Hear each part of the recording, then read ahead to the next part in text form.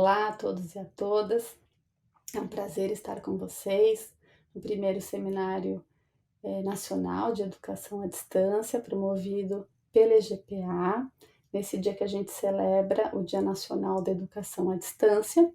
E hoje eu estarei com vocês nos próximos minutos para falar de Educação 5.0 e a inteligência colaborativa. De forma a fazer com que a gente reflita sobre os desafios e as possibilidades que temos aí pela frente. Então, antes eu vou me apresentar. Eu sou a Karen Sapienza, pesquisadora, educadora, facilitadora, doutoranda e mestre em Tecnologias da Inteligência e Design Digital pela PUC São Paulo.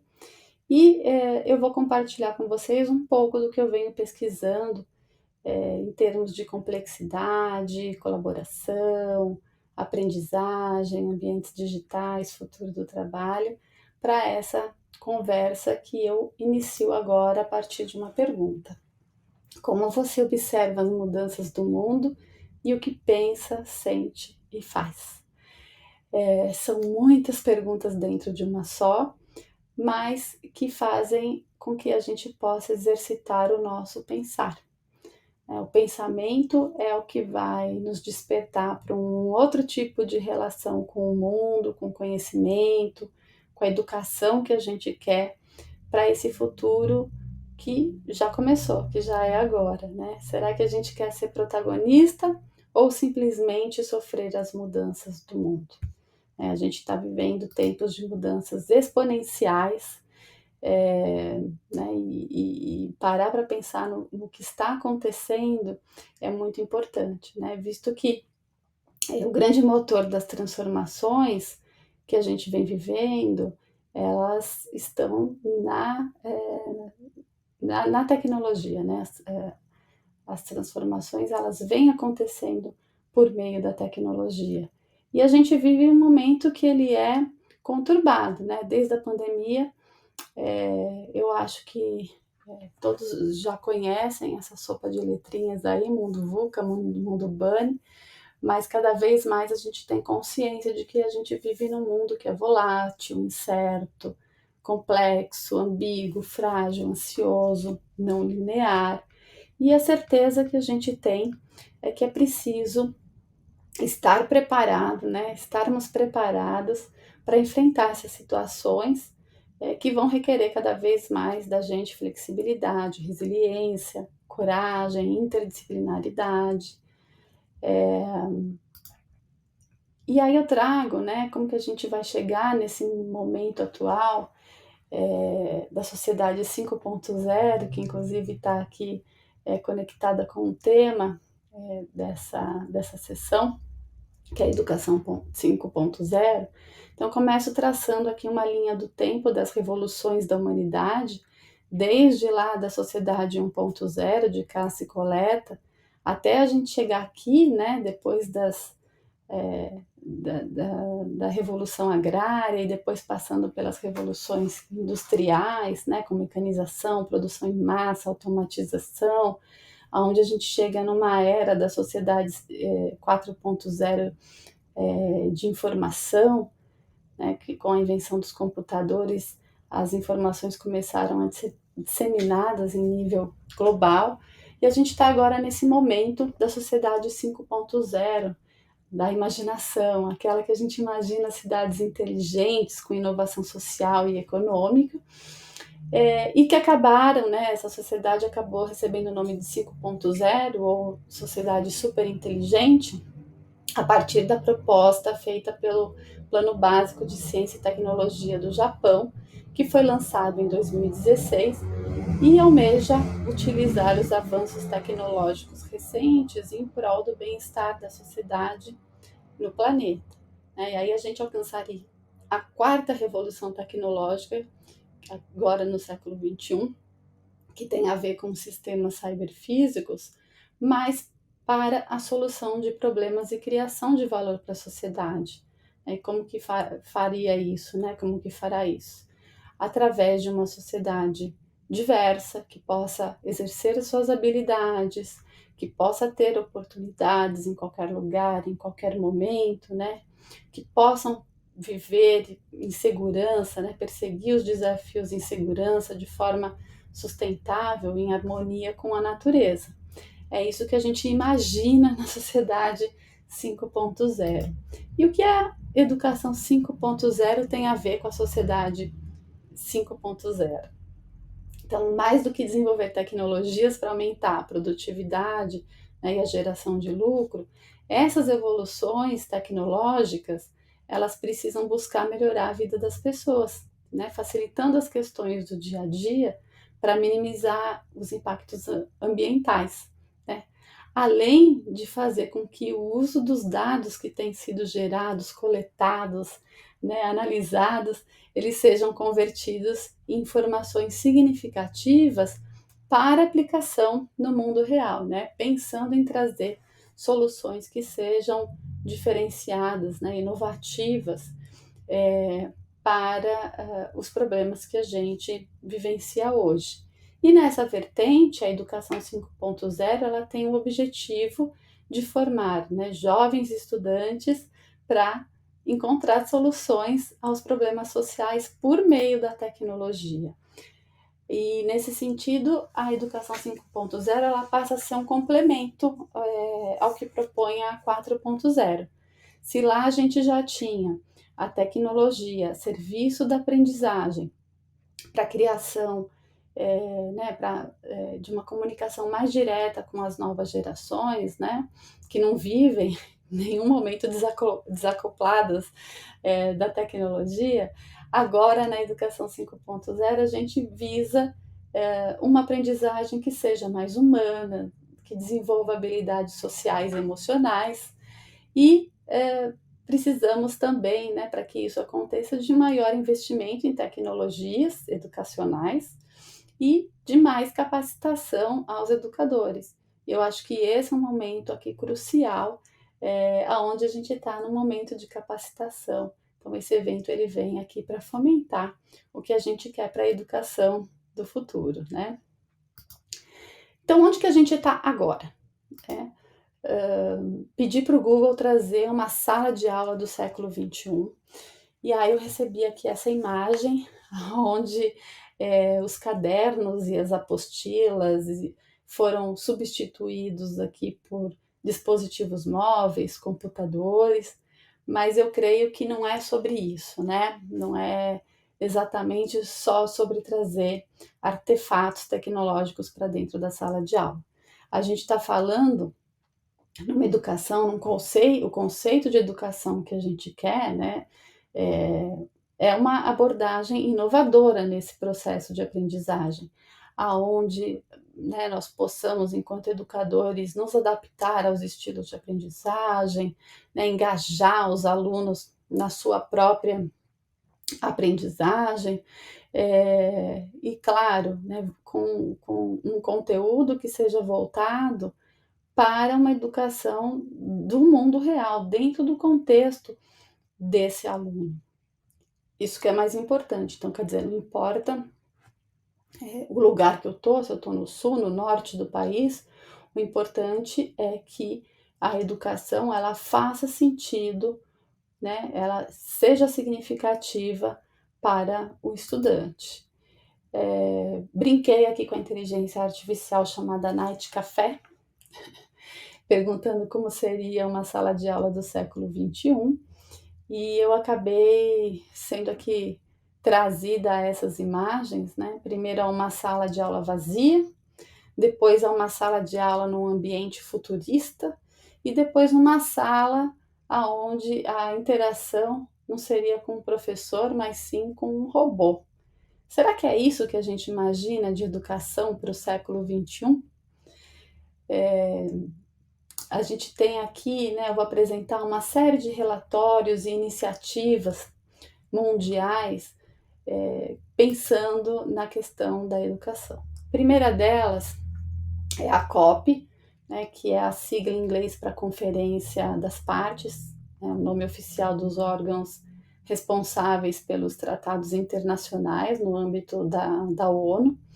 No ano passado, os objetivos eles estavam voltados para a mitigação do aquecimento global, proteção das comunidades vulneráveis, os países mais ricos, né, financiando os países em desenvolvimento, e a questão da colaboração e participação inclusiva e ativa de todos os envolvidos no processo. Então, estamos aqui há uma semana, menos de uma semana da COP28, que vai acontecer em Dubai, mas também há um ano, né, da COP30, que vai acontecer no Pará. Então, precisamos voltar as nossas vistas aqui para o que vai acontecer na próxima COP, trazendo os objetivos aqui do Brasil. Também, olhando para o Fórum Econômico Mundial, a gente vê que existe uma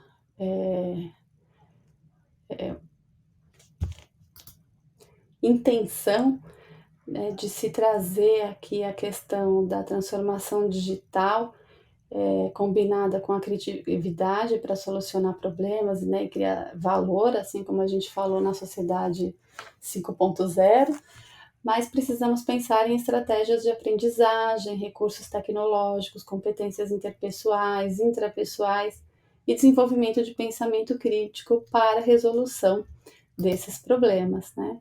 E como que a gente pode preparar os estudantes para essa quarta revolução industrial? Esse relatório aqui do Fórum Econômico Mundial, Escolas do Futuro, definindo novos modelos de educação para essa quarta revolução, traz aqui algumas informações importantes. Primeiro, que são apenas 16 escolas no mundo que possuem características críticas nos conteúdos e experiências de aprendizagem. E a gente vê que dessas 16 escolas, nenhuma está no Brasil. Outro ponto importante é que o Brasil está aqui no meio termo entre um ensino passivo para um ensino interativo, dentro aqui dos países, né, dentro dessa escala que vai de ensino passivo a ensino interativo. Então, quanto mais escurinho aqui, o azul, mais interativo é o tipo de ensino, o que significa que o Brasil ainda tem realmente muitas oportunidades nesse sentido, inclusive de desenvolvimento de habilidades digitais, já que a gente está aqui atrás, né, entre os países que têm essas habilidades desenvolvidas. No framework da Educação 4.0, trazido pelo Fórum Econômico, a gente vê aqui as habilidades que a gente precisa desenvolver para se adaptar a esse novo mundo.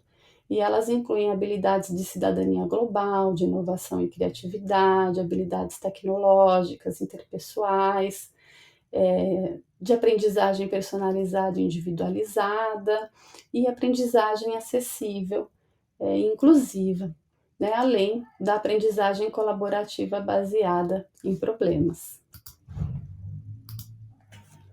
Então, a gente precisa preparar os jovens estudantes para o futuro, né? Eu trago aqui essa frase lá do relatório, que é: o futuro da educação reside em capacitar os jovens alunos para abraçarem e desenvolverem as suas qualidades humanas únicas, aquelas que dificilmente serão substituídas pelas tecnologias, né? Então, como que a gente está capacitando os nossos estudantes para desenvolver o que há de mais humano em cada um deles? A gente precisa impulsionar essa agenda de competências. Então, a agenda de competências, né, nessa taxonomia da educação 4.0, trazida pelo Fórum Econômico Mundial, ela está em consonância com o relatório do futuro do trabalho, né, que aqui traz aqui como habilidades, as top, né, habilidades, né, primordiais para serem desenvolvidas, o pensamento crítico, o pensamento analítico, a literacia digital, a curiosidade e aprendizagem ao longo da vida, né? A aprendizagem contínua, o lifelong learning, e a resiliência, a flexibilidade e agilidade. E a gente precisa ensinar através de desafios do mundo real, porque isso vai ser mais eficaz e vai ser mais divertido também, né? E para isso todos precisam estar juntos, né? Precisam desenvolver o seu papel no sentido de auxiliar nesse desenvolvimento dessas capacidades e competências, sejam os educadores, as empresas, os governos através das suas políticas públicas, e a própria família precisa estar envolvida na promoção dessas habilidades, que são criatividade, competências digitais, colaboração, cidadania global, gestão ambiental. Ufa! Passei aqui por muitos dados, né, de vários relatórios que foram criados colaborativamente e que, de uma certa forma, todos levam para o mesmo caminho, né? Então, a gente precisa desenvolver habilidades, capacidades humanas para que a gente possa navegar pelo mundo tecnológico e digital. E por onde que a gente começa, né? Então, pensar na tecnologia para além de uma ferramenta, né, para aumentar a produção, mas como algo que vai oferecer qualidade de vida, né, tornar a vida das pessoas mais fácil. E além das tecnologias que a gente já conhece, a IA também entra nessa equação, né, a inteligência artificial, porque ela vai permitir que a prática desses conceitos de educação 5.0 e de sociedade 5.0 seja implementada, né? Em termos de competências, a gente tem a BNCC, eu não preciso ficar passando por todas as competências, né, as 10 competências que são essenciais aí ao longo da educação básica, são outras diretrizes que vão de encontro, então a gente precisa trazer isso de fato para uma realidade na sala de aula de forma prática, além de seguir também o que o relatório Reimaginar Nossos Futuros Juntos, um novo contrato social para a educação da Unesco, propõe, né? Nesse relatório também se afirma que as tecnologias, os recursos e as plataformas digitais podem ser direcionados para apoiar os direitos humanos, melhorar as capacidades humanas e facilitar a ação coletiva para paz, justiça e sustentabilidade. Então vejam que o uso da tecnologia nesse sentido, ele é essencial para aprimorar essas capacidades humanas. E ele precisa ser intencional e incentivado. Um exemplo que a gente tem, por exemplo, é que durante a pandemia, as pessoas que tinham habilidades digitais e tinham acesso à conectividade, elas puderam, de alguma forma, continuar aprendendo. Diferente das pessoas com menos acesso, né, e com menor habilidade, que acabaram perdendo nesse processo de aprendizagem.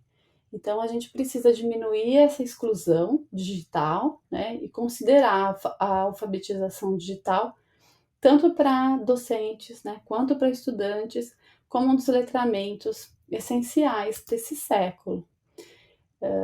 O que o relatório da Unesco traz faz muito eco com os 7 saberes necessários à educação do futuro, propostos por Edgar Morin, né, que é um filósofo que hoje, aos 102 anos, continua produzindo muito conhecimento a respeito do pensamento complexo, né, das complexidades aqui do mundo, e através desses 7 saberes, né, indispensáveis e que foram enunciados pelo Morin, a gente entende, né, que muitos caminhos se abrem para essa reflexão da educação do futuro, né, que está completamente alinhado ao relatório da Unesco. Outro ponto, né, que a gente está tratando especificamente aqui nesse evento é um olhar para os objetivos do desenvolvimento sustentável, em especial para o objetivo número 4, de educação de qualidade. E olhando aqui para o Brasil, né, e aonde que as Nações Unidas aqui estão direcionando esses recursos, a gente vê que dos 191 milhões que foram destinados à consecução aqui desses objetivos, 9% foram destinados para a educação, né. Então, o que tem sido feito para aumentar essa educação de qualidade no que diz respeito a aumentar a inclusão, aumentar a qualidade, né, a a questão da promoção de oportunidades de aprendizagem ao longo da vida para todos de uma forma equitativa. O que está sendo feito a esse respeito aqui no Brasil? Então a gente precisa colocar o pensamento para pensar. Como já dizia Pierre Levy, o pensamento já é sempre a realização de um coletivo. Então é algo que eu não consigo fazer sozinho, né, sozinha. O pensamento exige muitas cabeças juntas para que a gente consiga chegar a uma conclusão, a uma solução, né? Bell Hooks já diria que pensar é uma ação onde as visões de teoria e prática se unem. Então, como é que eu faço, né, algo que está aqui na minha cabeça ou em diversas cabeças, se transformarem em algo prático para o dia a dia? Morin, ele já dizia que, enquanto habilidade cognitiva, o pensamento seria o capital mais precioso para o indivíduo e para a sociedade, pois exercita a dúvida, possibilita a argumentação e a discussão, articula as atividades mentais e deveria ser pensado em prol do desenvolvimento da inteligência geral. Então, será que a gente está colocando os nossos estudantes para exercitar o pensamento? Será que estamos pensando junto com os nossos estudantes para poder exercitar, né? Ou estamos só fazendo uma transmissão dos conteúdos? Esse é um ponto importante e que eu trago aqui também a questão da tecnologia nesse processo, né, de nos ajudar a fomentar esse pensamento, né, não só através das tecnologias da informação e comunicação, as TICs, mas agora também, como eu já falei, através da inteligência artificial. A gente tem aí o GPT, que acabou impulsionando esse olhar para a inteligência artificial, mas o importante é a gente poder ressignificar a forma como a gente se relaciona com o conhecimento hoje em dia, né? Então, para que esses desafios dessa era planetária, né, com as suas incertezas, os seus eventos inesperados, eles possam agora serem ressignificados através de uma nova forma de comunicação e com o auxílio das tecnologias digitais, né? Só que a gente tem aqui algumas questões. Então, estou trazendo aqui esse relatório do NIC.br, que trata os motivos para que os alunos não acessem a internet na escola. E é interessante notar que a gente tem aqui 64% dos professores, eles não utilizam a internet em atividades com os alunos. Ou aqui 61% dos casos, a escola proíbe o uso do telefone celular. E assim a gente vai encontrando outros motivos que acabam impedindo com que as tecnologias elas entrem dentro do processo educacional, né? Seja porque a escola proibiu o acesso, ou porque não tem sinal, ou porque falta computador, enfim, como que a gente mergulha de fato nesse contexto digital se a gente ainda esbarra com uma série de desafios como esses, né? De infraestrutura ou mesmo de mindset, no sentido de usar a tecnologia a favor de uma educação de qualidade, né? E aí o conhecimento, ele está comportado dentro de uma competência, né? Que a competência ela comporta o conhecimento, que é o saber o que fazer, a atitude, querer fazer, e a habilidade, saber como fazer.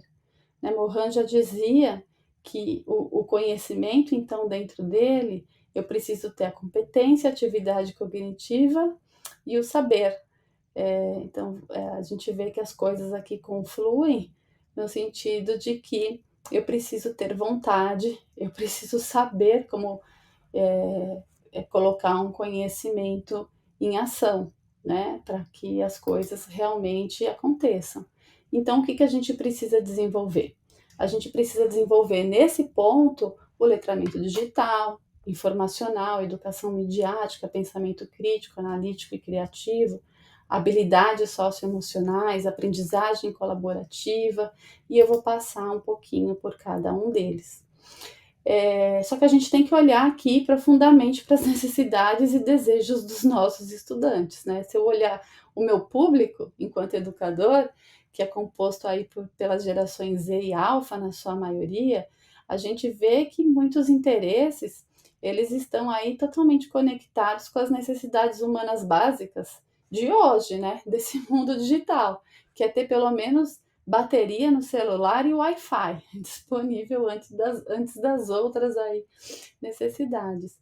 Mas né, a gente pode ver através desse gráfico que traz aqui 1 minuto da internet em 2023, quanto que se popula, né, cada um dos aplicativos e sites, né, e redes sociais, especialmente aqui o TikTok, e como que essa conexão com o mundo digital acaba alterando aí a forma como essas gerações se relacionam com o mundo, né? Então, pensando nisso, eu preciso ter um letramento digital e informacional muito bem executado, né? Já lá no plano da Sociedade 5.0, proposto lá pelo Japão, é dito aqui que a alfabetização informacional, como interpretar e usar dados e informações, se tornará ainda mais crucial nessa sociedade que é orientada por dados. E a educação, em particular, terá um papel essencial a desempenhar para ajudar o público a adquirir essa literacia informacional. Nós temos uma série aqui de instituições e de iniciativas nesse sentido, como, por exemplo, do Instituto Palavra Aberta, né, Educamídia, para capacitar as pessoas em desenvolver essas habilidades aqui midiáticas, né? Tem também aqui um livro que foi escrito pelo Alexandre Sayad, falando da inteligência artificial e pensamento crítico, enfim. Então, tem uma série de iniciativas. Eu acabei trazendo essa porque me tornei uma multiplicadora aqui do Instituto Palavra Aberta, né, de Educamídia, em fomentar essa cultura digital. Eu tive um projeto que acabou sendo selecionado na minha formatura de 2021, e isso tudo através de um ecossistema educacional. A gente tem aqui esse campo da educomunicação como uma área, né, de conhecimento que envolve as pessoas para essa questão aonde a gente está inserido, né, pensando numa perspectiva aqui dialógica. Então, como que eu trago aqui uma série de recursos para poder fomentar esse diálogo dentro da sala, né? Então, através de uma língua que realmente alcance os meus estudantes. A própria a própria Educamídia traz aqui as habilidades para essa educação midiática, e entre elas a gente encontra o letramento da informação e a fluência digital, entre outras. A gente também precisa exercitar o pensamento crítico, analítico e criativo dentro da sala. O Chomsky, ele já trouxe aqui uma questão com relação, inclusive, ao chat GPT, de que eles são simuladores poderosos da inteligência, mas também são o oposto da inteligência, no sentido de que a inteligência ela tem a ver com aprendizado e com a reflexão, né? Então, como que a gente desenvolve a reflexão, né? Como que a gente desenvolve a inteligência humana? Então, precisamos pensar, né? Expressar coisas improváveis com perspicácia linguística, inclusive com pressupostos na ciência, mas também críticas criativas dotadas de princípios éticos e morais, que é algo, né, que essa capacidade de análise, né, analítica e de criatividade e o pensamento crítico são coisas que realmente a inteligência artificial não vai fazer por nós, né? Tem a questão das habilidades socioemocionais também que precisam ser desenvolvidas.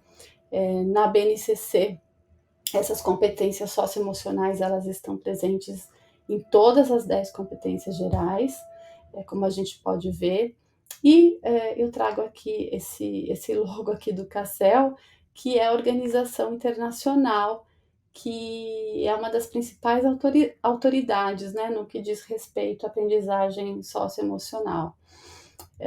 Então, nesse sentido, se coloca aqui que a aprendizagem socioemocional ela desenvolve os conhecimentos, as atitudes e as habilidades necessárias para compreender e gerir as emoções, estabelecer e alcançar os objetivos positivos, sentir e demonstrar empatia pelos outros, estabelecer e manter relacionamentos e tomar decisões responsáveis. Outro ponto aqui importante é a aprendizagem colaborativa, que eu trago aqui para amarrar tudo que a gente falou, porque tudo que a gente falou tem a ver com colaboração, né? Qualquer aprendizagem, qualquer diálogo dentro de sala, qualquer iniciativa, ela precisa ser feita através da aprendizagem colaborativa, né? Por si só, a gente sabe que a colaboração, ela, né, como aqui diz aqui nessa frase, do livro Educação Digital Aberta e à Distância, a colaboração deve projetar os aprendizes em uma experiência compartilhada para os propósitos de construção e confirmação de significado. Perceber o entendimento e criar conhecimento é um processo de colaboração. A diferença entre colaboração e a mera troca de informações é a diferença entre estar profundamente envolvido em uma conversa e lecionando para um grupo. As palavras são diferentes, o tom é diferente, a atitude é diferente, as ferramentas são diferentes. Então eu trago aqui esse livro porque eu acabei traduzindo um capítulo dele, que é o Novas Teorias para Espaços Digitais de Aprendizagem. Esse livro que é uma versão em português e teve 13 capítulos selecionados pelo professor João Matar, envolvendo, né, teorias, tecnologias, competências, educação híbrida. Ele foi lançado agora no CIAED, o Congresso Internacional da ABED, de Educação à Distância, e está disponível para que vocês possam ter acesso aqui a uma diversidade de temas bastante interessantes. O que eu trago aqui é que, assim, apesar de uma série de ferramentas que a gente tem para fomentar essa aprendizagem, para que a gente possa usar em sala de aula, no sentido de fazer o aprender colaborativo, né, além do uso de metodologias ativas que fazem impulsionar essas competências, temos muitos recursos ainda, né? E Levi ainda ele diz que a nova literacia ou alfabetização digital é a disciplina intelectual que se relaciona com a conexão com dados e as novas formas de colaboração no meio algorítmico. Então, quer dizer, tudo que foi trazido aqui, de uma forma ou de outra, está completamente conectado. E a gente só vai chegar a um resultado de aprendizagem importante através da colaboração. Então, é para a gente refletir, né? Como que é a sala de aula ideal, né, que a gente almeja, como que eu vou usar as tecnologias adequadas para o meu contexto local, né? Será que essa tecnologia ela está excluindo alguns estudantes, né? Será que é escalável? Será que é um projeto de longo prazo e os objetivos são sustentáveis, né? E qual que é a principal contribuição que eu posso e quero dar ao mundo a partir dos meus fazeres nessa nova era planetária que se apresenta? Vocês percebam que eu não trouxe aqui nenhuma resposta pronta. Eu vim aqui ajudar a gente a poder construir essas respostas juntas, né? O fato é que, por natureza, a aprendizagem ela é colaborativa e ela só se dá através de redes de interação mútuas e complexas, assim como essa, e dependem de um movimento evolutivo. Então, outra pergunta que se coloca aqui para a gente fechar é o que estamos fazendo para mobilizar essa inteligência colaborativa nessa sociedade super inteligente. Eu trouxe também aqui um vídeo para poder fechar, mas que eu vou também disponibilizar o link para vocês, que eu acho ele especialmente muito bonito, porque foi uma iniciativa que buscou reunir, isso foi em 2018, pessoas que nunca se encontraram antes, para cantar numa cidade em Haifa, né, em 3 idiomas. E isso levou menos de 1 hora para acontecer, para as pessoas aprenderem todas as partes e terem o resultado que teve. Lembrando que Haifa é a maior cidade do norte de Israel, né? E, e tem uma população aqui que é mista, né, com árabes, judeus, enfim, e elas dão aqui, né, essa convivência é um exemplo de coexistência pacífica no lugar. Então, acho que nesse momento que a gente vem vivendo, é importante trazer uma mensagem aqui de paz e colaboração para a gente finalizar essa sessão. Eu agradeço imensamente a atenção de vocês.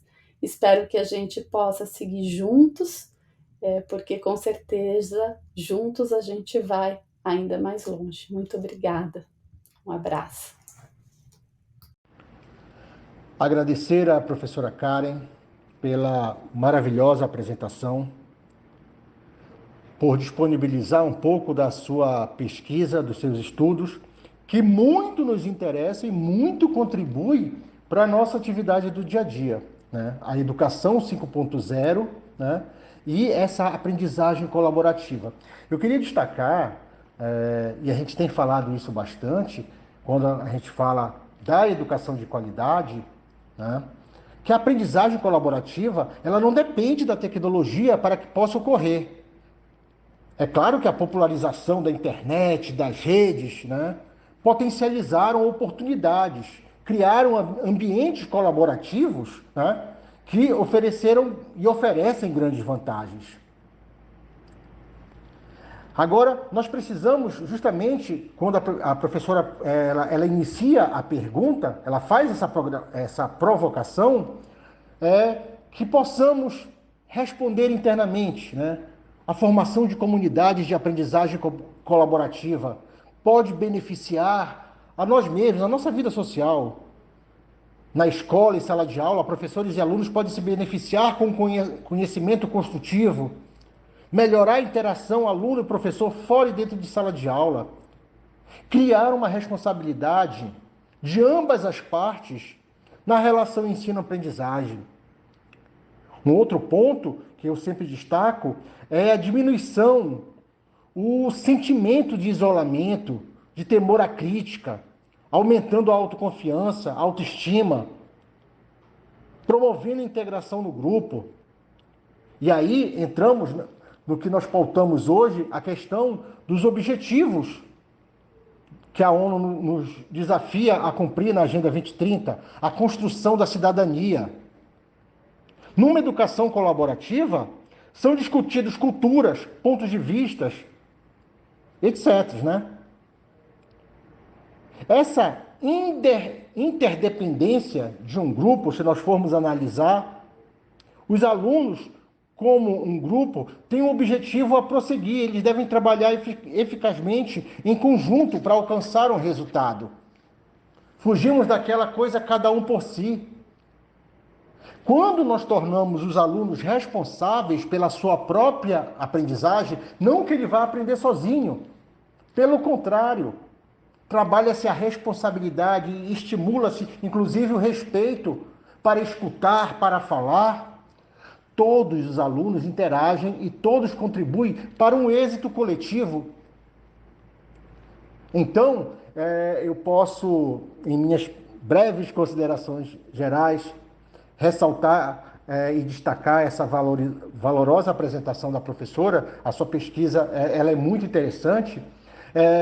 Recorrendo um pouco da teoria, a gente nunca pode fugir, claro, e temos sempre que estudar os teóricos, como a teoria vigotiana, até a própria piagetina, né?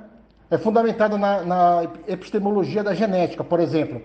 A ênfase está no fato de que, sem a interação, não há como construir o conhecimento. Uma postura autônoma que leva o grupo a construir regras próprias para as ações mais eficientes, visando atingir objetivos, libertando assim o grupo daquele modelo hierárquico tradicional, mas reforçando a importância, a validade de um resultado que é produto de uma aprendizagem colaborativa. Então, se passamos a trabalhar, a responder à pergunta inicial da professora, enxergando o nosso meio de trabalho, nós estamos hoje, literalmente, trabalhando um elemento-chave, que é o nosso momento de defender uma educação de qualidade.